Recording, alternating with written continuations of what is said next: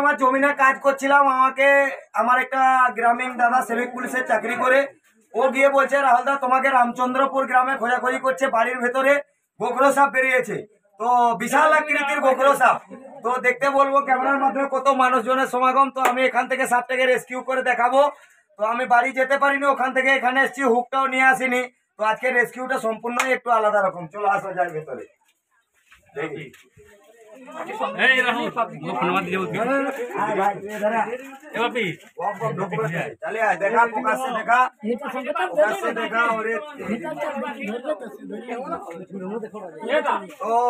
খুব বড় সাইজের একটা গোখরো সাপ। আমাদের এদিকের লোক এটাকে খরিশ সাপ বলে। দেখতে পাচ্ছ, ক্যামেরার মাধ্যমে দেখাও। লাইটটা মারছে, লাইটটা বন্ধ করে দাও দাদা, লাইটটা দেখতে পাচ্ছ, দেখাচ্ছে তো। এটা গোখরো সাপ বলে। আর এখানে মুরগি ছিল, ওই যে মুরগিটাকেও বাইট করেছে, মুরগিটাও মারা গেছে।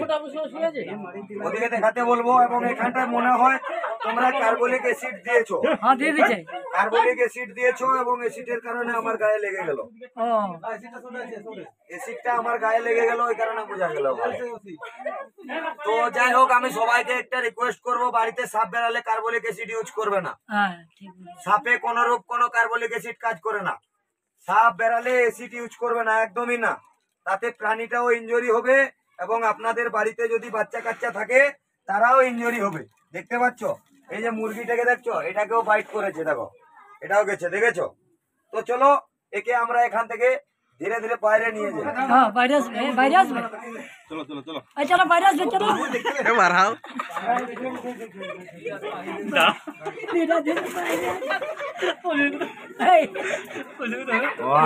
ধীরে ধীরে বাইরে আসবে, ডাঙ্গে চলে সিম কেরা হবে।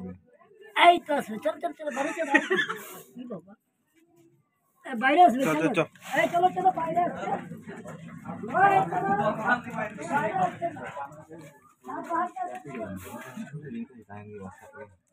এখন মোটা হয়েছে এ না পালি পারতে সব না দেখি পারতে তুই তো আনো সব ব্যাপার তো পালি যাও ঢুকে এখন পাল্টে দিবি। যাই হোক, মুরগির টিম এর সব ভাই খাই দিছে, তোমার ভয় করো। মুরগি টিম সব খাইছে। আরে কাই গেল ক্যামেরাম্যান, ক্যামেরাম্যান লয়ে গিটেই গেছে। কত ভয় করে। চলো ধীরে ধীরে এখান থেকে বাইরে যাই। চলো আস্তে আস্তে, চলো, ভয় পাবে না। এই দেখতে পাচ্ছ তো, চলো চলো ঝপ ঝপ করে বাইরে চলো। খাবারটা পাল্টি করে দেখাবে। চলো চলো চলো চলো চলো, আরামসে, ভয় পাবে না দাদা। বেশ বেশ কাছ থেকে বসে যাও, বসে যাও, বসে গিয়ে দেখাও টিমটা কিভাবে পাল্টি করছে। এবং সাপ এমনটা করে এই কারণে শরীরটাকে হালকা করার জন্য, যাতে দ্রুত গতিতেও পালাতে পারে। দেখতে পাচ্ছ মুরগির ডিমগুলো সব খেয়েছে। তো যাই হোক, আমি বাড়ির বাইরে ছিলাম, কাজে ছিলাম, আমাকে একটা প্লাস্টিকের জার দাও, একে আমি বন্দি করে নিই। নিয়ে আসো। দেখেছো কতগুলা মুরগি ডিম খেয়েছে একসঙ্গে।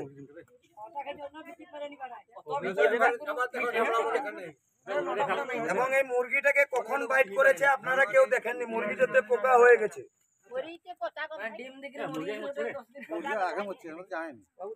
মুরগিটাতে পোকা হয়ে গেছে, পচে গেছে।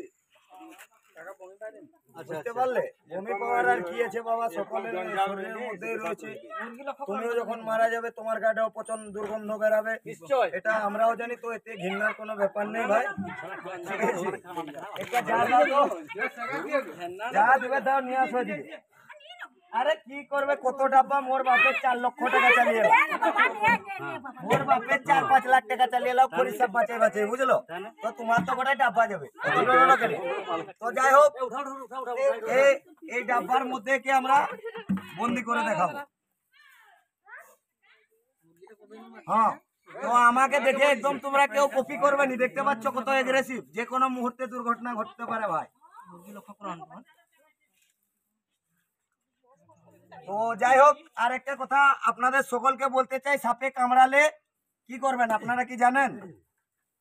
এইসব সাপে যদি আপনাদেরকে কামড়ায় আপনারা কি করবেন? প্রথম করণীয় কি? অনেকে আগেকার দিনে পড়েছে সাপে কামড়ালে বেঁধে দেয়। কি গো মায়ে, বাঁধি দাও না? সত্যি কথা বলবো, সাপ কামড়িছে কাকায় হাতটায় বাঁধি দাও, খড়গোটায় রকম দৌড়াদি করি, একদম টাসি করি, কেনে বাঁধি দেবো নাকি বিষটা চড়বেন, তাই তো? বাট এরকমটা একদমই তোমার করবো নি। কেনে করবো তার কারণ আমি আজকে তোমাকে খুলি ভাঙি করি বলো তো। এই সাপের বিষ, মনে করো এই হাতটা দেখো, একটা আঙ্গুলে আমাকে বাইট করেছে, দেখেছো?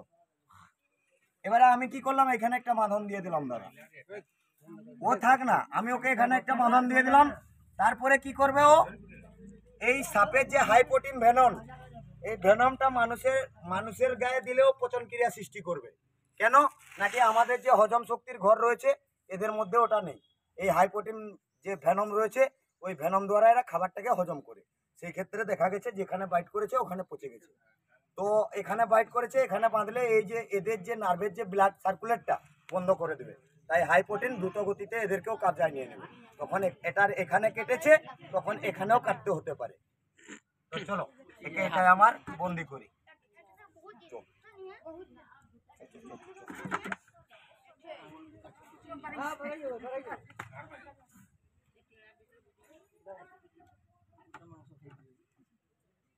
মুরগিটা দুর্গন্ধ করছে, জায়গায় টুপি রকম।